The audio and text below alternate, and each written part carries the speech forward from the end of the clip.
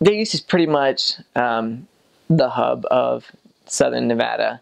That it really doesn't get too much more than that. And the city, it used to be broken up into distinct other cities. You had Summerlin, you had Las Vegas, you had Henderson, you had Anthem, you had Boulder City, but they've all since connected now just due to the growth in the city. So it's all kind of one giant sprawling mecca of buildings and people.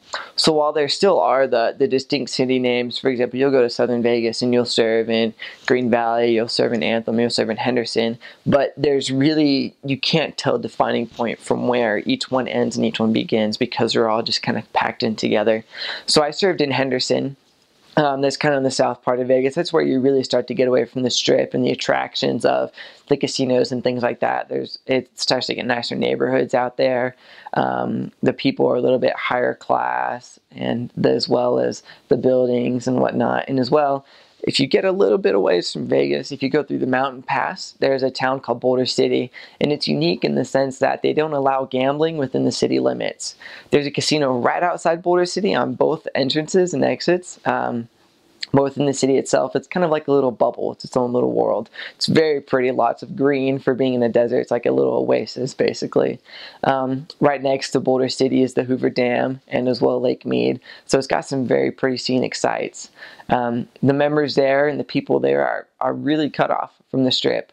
So that's interesting. Outside of Vegas, if you continue to take the I-15, I believe, down south, you'll go through some smaller towns like Searchlight.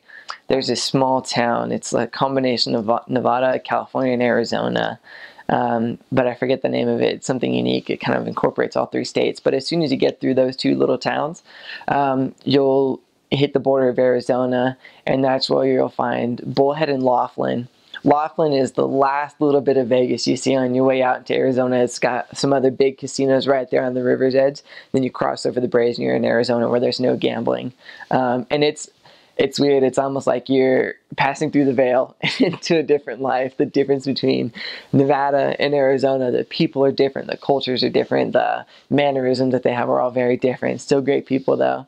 And that's kind of a little bit of the demographics from Vegas. As you get closer to the Strip, things are in poorer condition, you'll find more poverty, things like that. Then you hit the Strip and it's all just, rags to riches kind of type deal. But as you get further away from the Strip, it eventually starts to get nicer and nicer and nicer, and that's where the temple is away from the Strip and up on the side of the mountain.